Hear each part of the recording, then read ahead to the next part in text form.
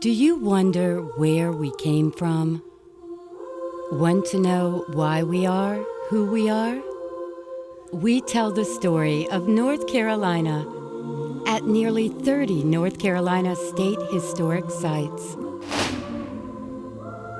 Find the one in your community and rediscover yourself. The California Gold Rush came along in 1848, and North Carolina lost its spot as the top gold-producing state. The North Carolina General Assembly met in the state capitol. Here in Raleigh's capital area, you'll find a wealth of fascinating places to help you explore North Carolina's past, present, and future. Within a few blocks, you'll encounter the stately and elegant Capitol, the North Carolina Museum of History, the Governor's Mansion, the North Carolina Legislative Complex, and much more. Each of these important places offers valuable clues to understanding the vision and the reality of Raleigh, Tar Heel capital.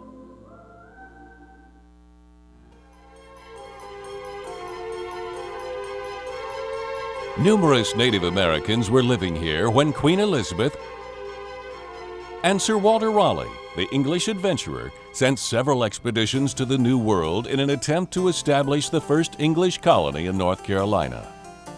The fate of those first settlers at Roanoke Island is still unknown. But by the mid-1600s, European settlement was firmly established in the colony. A century later, North Carolina still did not have a permanent seat of government. Finally, the Colonial Assembly chose New Bern as the capital, and Royal Governor William Tryon built there a great government house that came to be known as Tryon's Palace.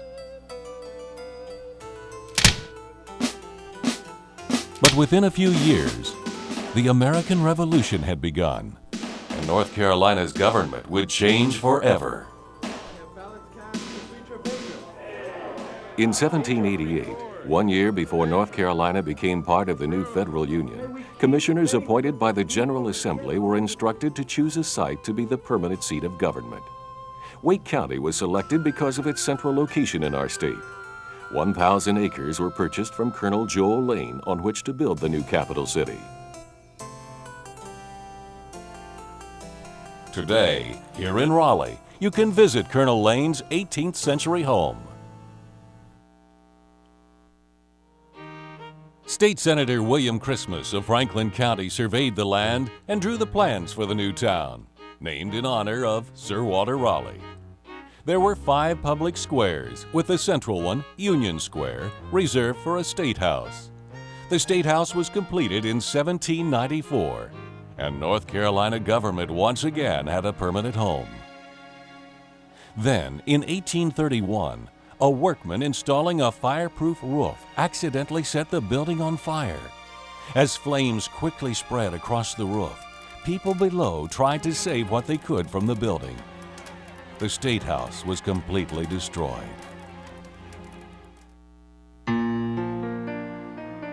The new Capitol opened in 1840 on the site of the earlier State House. The first floor was reserved for the governor, the Secretary of State, and others in the executive branch. The governor's office remains here. The second floor consisted of House and Senate chambers. They have been restored to their mid-19th century appearance, and most of the original furnishings remain intact. At these desks, legislative debates resounded for 120 years. Are we to take up arms against our neighbors, friends, and family? We cannot allow Lincoln to take such action. It is not only the right, but the duty of every Southern... Here, John Hyman joined the debates as North Carolina's first African-American state legislator. Elected to the legislature during the Reconstruction period, Hyman later served as the state's first black congressman in Washington.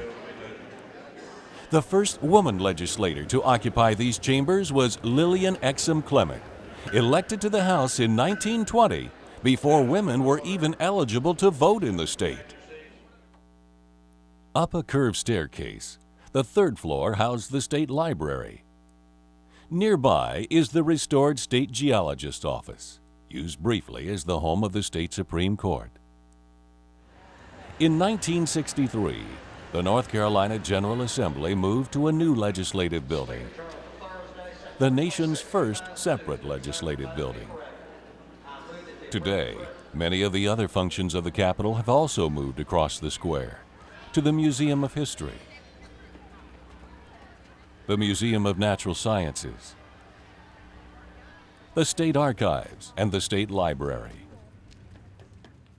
Exhibits at the North Carolina Museum of History explore the state's rich heritage.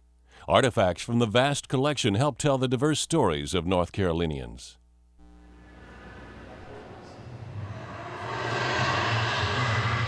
At the North Carolina Museum of Natural Sciences, you'll learn about our state's natural history and resources.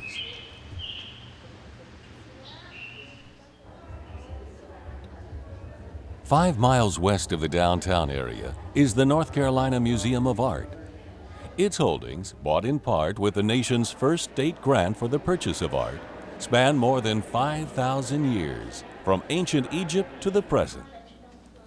She does. It's a heavy iron. You put it in the fire. Here in Raleigh's capital area, the 1918 Andrews London House was renovated by the state as the Capital Area Visitor Center in 1976, an example of how Raleigh cherishes and protects its past.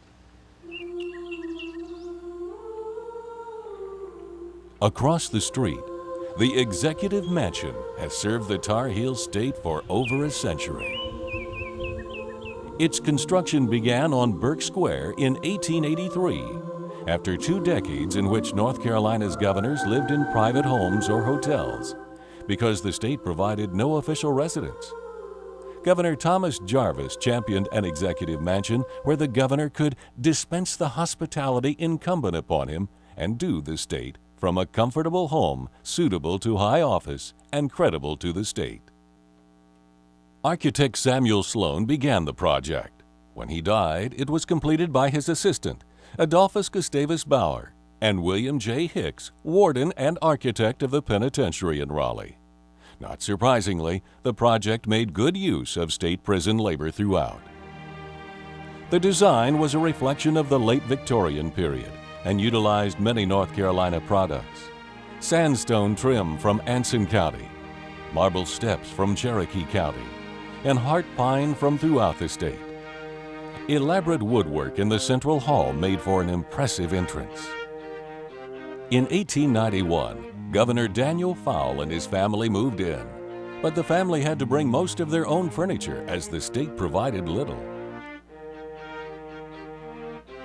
Modernization and changes at the mansion have occurred with each new occupant, but it has remained essentially the same. Opera stars, movie stars, presidents, puppy dogs, dignitaries, legislators, and school children have been welcomed to the mansion. And many a deal has been made at the grand dinner table.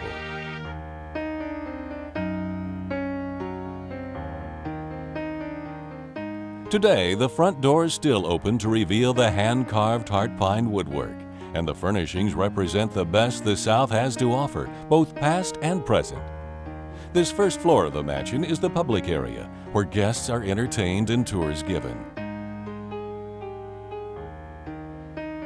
Favorite gathering spots are the gentleman's parlor, furnished in an eclectic style with rich, bold colors, and across the hall, the ladies' parlor, decorated in pastel colors and 18th and 19th century Southern antiques.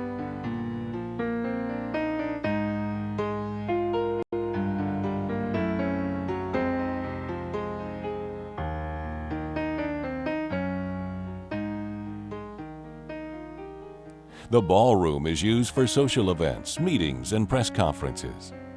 Next door is the library that houses a collection of books about the state. Central to the room is a large conference table where many important meetings are conducted.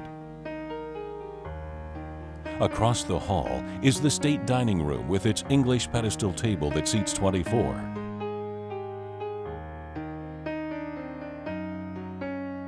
When the occasion is less formal and the party smaller, The bright and airy morning room is used for dining.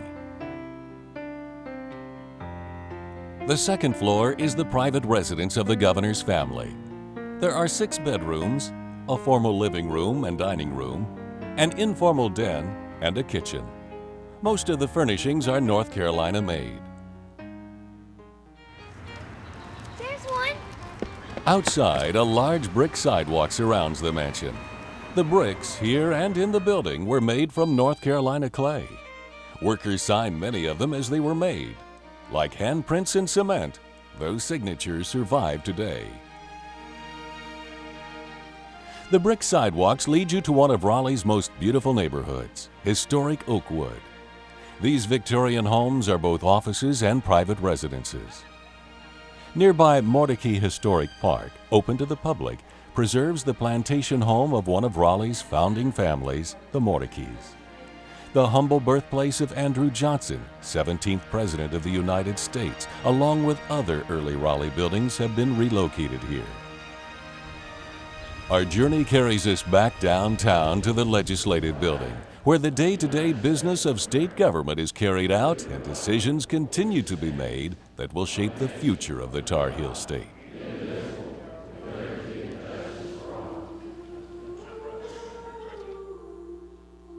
Past, present, future, all come together here in Raleigh's capital area.